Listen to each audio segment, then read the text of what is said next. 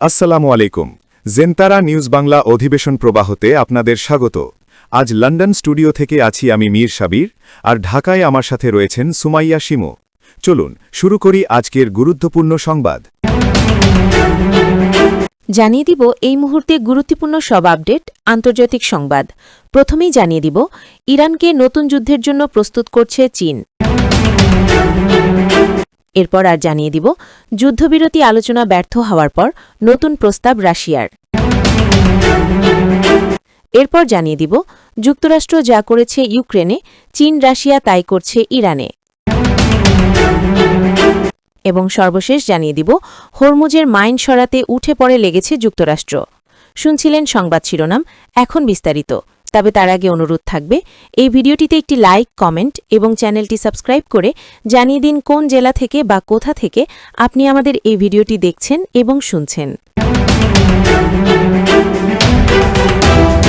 মধ্যপ্রাচ্যে যুক্তরাষ্ট্র ও ইসরায়েলের বিরুদ্ধে যুদ্ধে ইরানের শক্তিশালী প্রতিরোধ দেখেছে পুরো বিশ্বকে অবাক করে দিয়ে যুক্তরাষ্ট্র ও ইসরায়েলকে রীতিমতো নাস্তানাবুদ করে ছাড়ে ইরান। ফলে বিশ্বজুড়ে প্রশ্ন উঠে, ইরানের এ শক্তির উৎস আসলে কি? যুক্তরাষ্ট্রের বিরোধিতা ইসলামী প্রজাতন্ত্র ইরানের একটি নীতিগত বিষয়। ১৯৭৯ সালের ইসলামী বিপ্লবের পর থেকেই মার্কিন যুক্তরাষ্ট্রকে একটি শয়তানি শক্তি হিসেবে আখ্যায়িত করে এসেছে দেশটির সর্বোচ্চ নেতৃত্ব।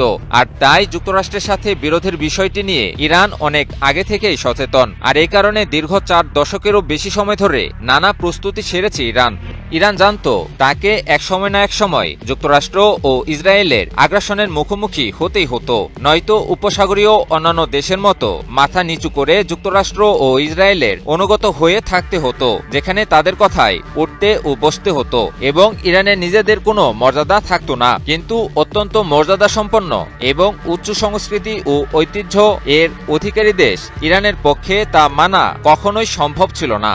কূটনীতির ভাষায় একটা কথা খুবই প্রচলিত, আর তা হলো আমার শত্রু আমার বন্ধু। ইরান জানত বিশ্বের পরাশক্তি যুক্তরাষ্ট্রের সাথে তারা একা পেরে উঠবে না, আর তাই বিশ্বের আরেক পরাশক্তি চীনের সাথে জোট বাঁধে ইরান। চীনের সহায়তায় আর দেশটির নিজস্ব একাগ্রতায় আধুনিক মরণাস্ত্র তৈরি আর প্রযুক্তিগত উৎকর্ষতা সাধন করে ইরান, সেই সাথে দীর্ঘদিনের বাধা বিপত্তির মাঝেও বেঁচে থাকার সক্ষমতা অর্জন করে ইরানিরা। যুক্তরাষ্ট্র ও ইসরায়েলের বিরুদ্ধে সাম্প্রতিক যুদ্ধেও ইরান তার সেই সক্ষমতা দেখায়। যুক্তরাষ্ট্র ও ইসরায়েলের আগ্রাসনের জবাবে পাল্টা হামলা চালিয়ে দেশ দুটির বিভিন্ন স্থাপনা ও অবকাঠামোকে ধ্বংসস্তূপে পরিণত করে ইরান। কেবলমাত্র ক্ষেপণাস্ত্র আর ড্রোন দিয়েই শক্ত প্রতিরোধ গড়ে তোলে তারা। আর এ যুদ্ধে ইরানকে নানাভাবে সহায়তা করে দূরপ্রাচ্যের দেশ চীন।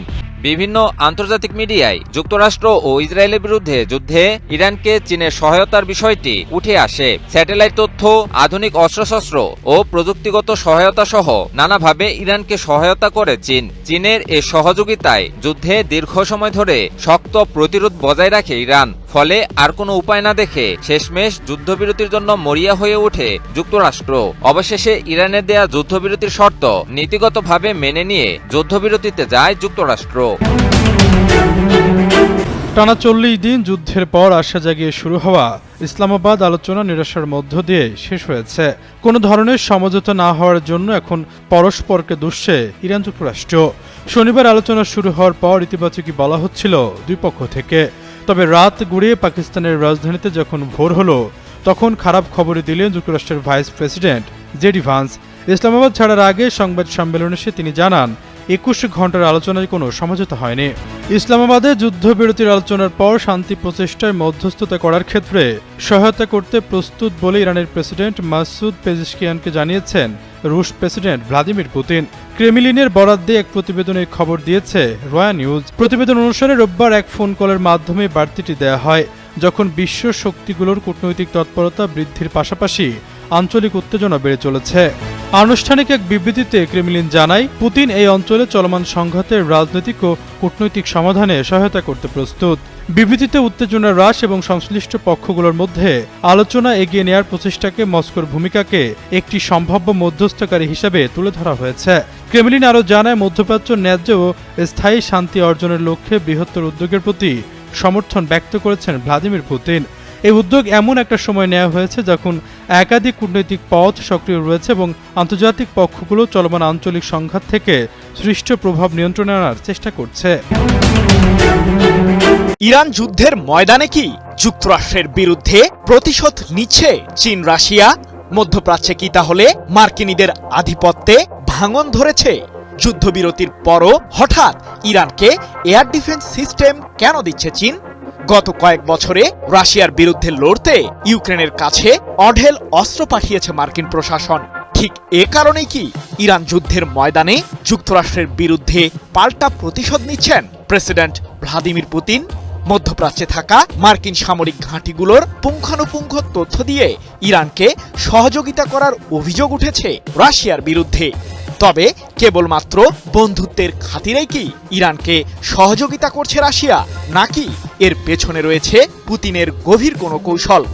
প্রশ্ন হলো, মধ্যপ্রাচ্যে কি তাহলে একা হয়ে পড়েছে ইহুদিবাদীরা? ইরানের বিরুদ্ধে যুদ্ধ বাঁধিয়ে এক জটিল ধাঁধায় পড়েছে যুক্তরাষ্ট্র, যার কারণে মার্কিনীদের সামনে মুখ দেখানোই যেন দায় হয়ে পড়েছে প্রেসিডেন্ট ডোনাল্ড ট্রাম্পের। যদিও যুদ্ধের ময়দানে যে সাফল্য পেয়েছে যুক্তরাষ্ট্র, সে বিষয়টি অতি গর্বের সাথেই মার্কিনীদের জানাচ্ছেন ট্রাম্প। কিন্তু তার এই মিথ্যা প্রবাদে কি বিশ্বাস স্থাপন করবে মার্কিন নাগরিকরা? কারণ মধ্যপ্রাচ্যে থাকা মার্কিন সামরিক ঘাঁটিগুলোর অবস্থা যে খুবই করুণ তার বর্ণনা প্রতিনিয়তই দিচ্ছেন বিশ্লেষকরা। ইরানের ছোড়া ব্যালিস্টিক মিসাইলে ঘায়েল হয়ে এখন মধ্যপ্রাচ্যে টিকে থাকার লড়াইয়ে দিন পার করছে যুক্তরাষ্ট্রের সামরিক বাহিনী, এমনটাই দাবি সমরবিদদের। তবে এ যুদ্ধে কি যুক্তরাষ্ট্র ইসরায়েলের বিরুদ্ধে ইরান একাই লড়েছে, নাকি রাশিয়া ও চীনের জোরদার সহযোগিতার জন্যই যুদ্ধের ময়দানে সাফল্য পেয়েছে ইরান? সৌদি আরব, কাতার, কুয়েত ও সংযুক্ত আরব আমিরাত সহ মধ্যপ্রাচ্যের বিভিন্ন দেশে যুক্তরাষ্ট্রের কমপক্ষে ১৯টি সামরিক ঘাঁটি রয়েছে, যেগুলোতে প্রায় ৫০,০০০ মার্কিন সেনা অবস্থান করছে। এই সামরিক ঘাঁটিগুলোতে মোতায়েন ছিল যুক্তরাষ্ট্রের অত্যাধুনিক এয়ার ডিফেন্স সিস্টেম প্যাট্রিয়ট। কিন্তু ইরানের শক্তিশালী মিসাইল ও দেশটির রণকৌশলের সামনে টিকতেই পারেনি মার্কিন স্থাপনাগুলোর আকাশ প্রতিরক্ষা ব্যবস্থা। তবে ইরানের এমন সফলতার কারণ ঠিকই খুঁজে বের করেছে মার্কিন গোয়েন্দারা।